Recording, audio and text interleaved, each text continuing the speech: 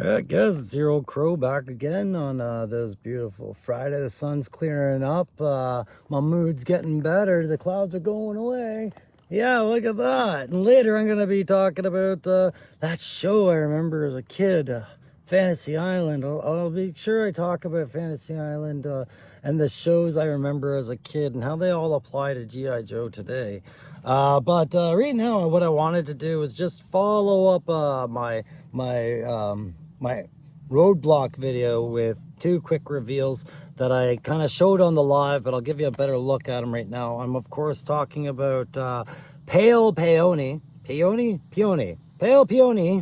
the daughter of a Yakuza boss and a Russian crime boss, Margarita Shiro, I believe her last name is. She is essentially right out of Kill Bill into the comic pages, trained by the Aragakashi under Storm Shadow. Like, she's at odds with Storm Shadow, I think, through some of it, then aligned with others in it. I did watch an overview. JLS Comics does have an overview on Pale Peony. That's how I came across her.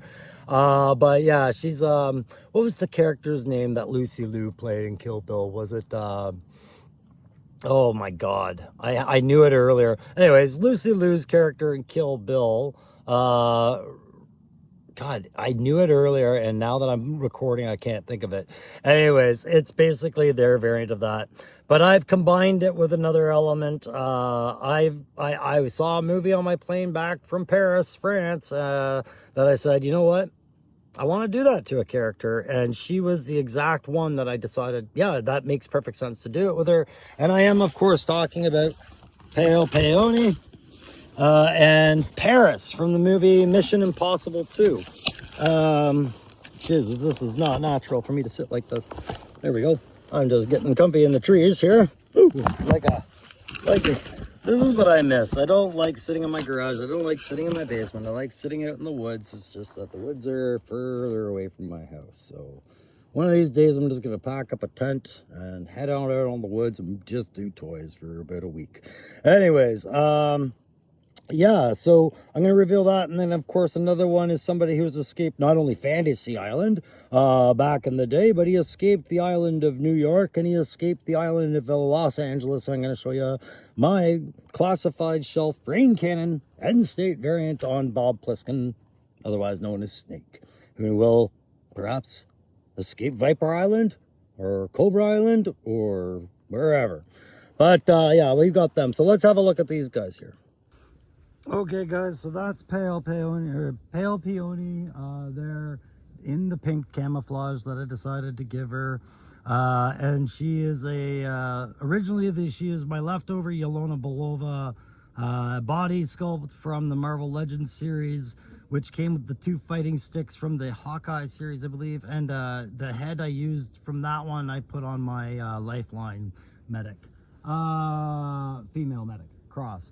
But this overall one has a mix of Loki Wartooth's parts in it and some Marvel Legends, as well as a Marvel Retro things and some Snake Eyes kits. So basically the belts and the side holster are Snake Eyes kit.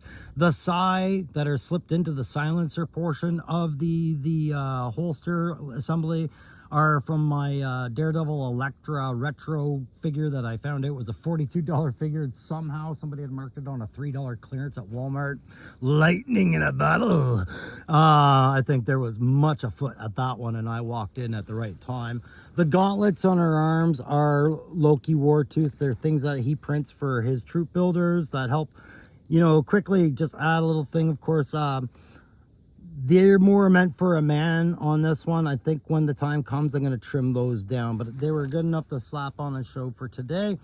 The pistol I'm using on her is just a standard, make no big deal. I believe it's a Marvel Legends Sig Sauer. Could be one from the Classified series, although I'm not sure which character it came from, but I feel like this one's the Marvel Legends. Anyways, it fit nicely in that holster. I am considering painting the belts and the holster the matte black as well. I just felt like it was too much black, and pink would just be too tough. Why did I go with the pink camouflage? Because if you read up on Pale Peony, it's kind of her signature color. She's very much an urban spin on the ninja lore for this. And she is, like I said, mixed race, Russian and Asian. Sorry, Japanese, I guess. But one thing I am happy with how it turned out was her face. Like I said, I was basing this off of the character of Paris. She was the female assassin in the most recent Mission Impossible movie. The one that kind of turned against everybody and kind of went good before she died, I guess. I don't know. Like, she was double-crossed because she was double-crossing. But she had on this white powder face paint. Sorry, I'm just trying to get her posed. Good enough. At least I kept that articulation with her. Let's see if that'll hold her. There you go. That's funny. So there you are. That is the face I chose. So the powdered white blending in with the teardrop tattoo. I believe when Loki sent me this head, it was originally meant for a dial tone, but I think the microphone was a little broken. But I thought this was kind of a cool face to do with that pink. And then on the shoulder, what you're seeing is an effort at trying to show a pink peony blowing petals into the wind kind of thing. I thought, yeah, whatever, just throw a little bit of arts into that. Move it back a bit so you can see it better, I guess. I am happy that I don't have to worry about a lot of rub on this because of where the joints and everything are. And it's a very posable figure. That's what I like about Marvel Legends, of course. But, the trade-off is you don't get the same cool considerations of kit that Joe gives. Sorry, I'm just trying to find that sweet spot so I can show that Peony. There you go. There's that Peony. What is this? So yeah, she didn't take very long to get done. And again, special thanks to JLS Comics for giving me a really good idea who she was and getting a vibe for the character. And then when I kind of started painting one night and I asked somebody on a live, like, let me know in the comments, or in a video, I think it was, let me know in the comments who you think this is. I think it was Bobby Wold, knew right away. He's like, that's Pale Peony, because he knew I was painting something pink. So let's move on to Bob Pliskin. A lot of people want a Bob Pliskin. I was lucky enough that Loki on his initial send to me when we first met each other, and he sent me a surprise bag. There was a Bob Pliskin head in there. Snake Pliskin from the movies Escape from LA and Escape from New York, of course. What is it? Kirk Douglas? Is it Kirk? Yeah. Yeah, anyways, it's just a great idea. I think, something just locked up on my tablet, and I'm not sure if that's a good thing or a bad thing. Find out in editing. Anyways, short of having him in the Thing, the John Carpenter variant, which would be a very expensive figure. I've seen 3-Star Drawl do his review on it. That's awesome. Yeah, this is as close as I get as having that celebrity in my collection from that era. And yeah, I mean, I remember Escape from LA and Escape from Los Angeles. Both were over-the-top action fests, and they were comparable of the Fast and the Furious of their time kind of thing, based on, again, my favorite subject right now, the dystopian America, where they treated LA like a prison zone. And I can't remember if New York was getting the same treatment. I think Manhattan Island was. Right, so both concepts, and of course only the special operative with the bad past and the man was born to suffer, Snake Pliskin, can try and manipulate a situation where all of America's suffering and he's just trying to get by, but maybe just maybe he can get ahead a little. So I thought that was a great little thing. All that is a Talos body from the Marvel Legends Secret Invasion series. You will have to provide your own neck for that, because the Talos head and neck are the same piece, because they have a swappable scroll piece, which does the same thing. They needed to have it one piece so you could have the green flesh carry over. They weren't going to give you an extra neck. They just made it all one piece. So if you do a conversion with a Talos figure, you will have to provide a neck as well. But aside from that, I pretty much just did a wash on the jacket and then left it alone. I can see some cleanup I got to do on the face stubble. It was a quick and dirty there, but definitely get around to doing that. But definitely looks like he's not too trusting of Pale Peony.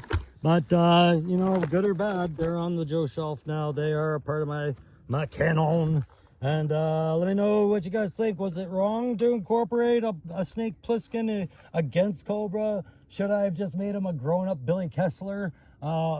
I hate leaving one good leg behind when I do a conversion, but maybe that's exactly what we got to do for that. Anyways, thanks very much for sharing your time with me today, and let me know in the comments if you think that Pale Peony in the end should have been maybe a different character.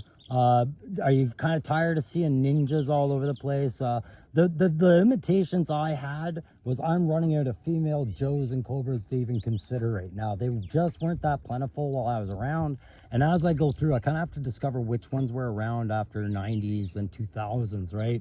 So Pale Peony was one, Don Marino was another, Mayday, a female dial tone. They're getting slim pickings, but they are some of the funner ones to conversion, right? Because you've got all the guy figures in the world, and I'm gonna have a blast with those. But sometimes you see a good sale and you need to take advantage of it. And when I get $9 Marvel Legend figures to do conversions with, hell yeah. All right, guys, that's going to do it for this TCCC presentation of 2 characters here. I will be having some more characters ready to show soon, as well as some vehicles that I am brushing off in the same way I did my van, my instead of a vamp van. So stay tuned to the channel, and like I said, I'll talk to you soon about my memories about the shows like Three's Company, the series, but most particularly Fantasy Island and how that all applies to G.I. Joe Classified. Okay, we'll talk to you soon. Bye.